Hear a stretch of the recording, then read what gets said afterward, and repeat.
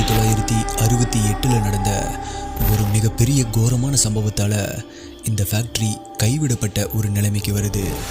43 பேர் சம்பவ இடத்திலேயே உடல் கருகி இறந்து போகிறாங்க. சரி, நீ விடக்கூடாது.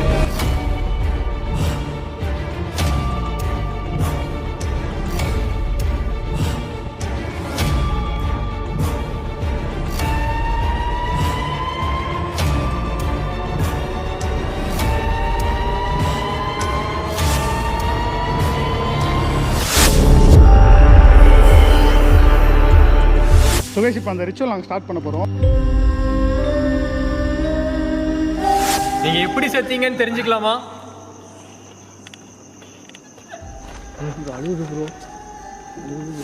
இப்போ இந்த பெஞ்சை உங்களால் மறுபடியும் அதே மாதிரி தூக்கி எறிய முடியுமா? வேணாம்.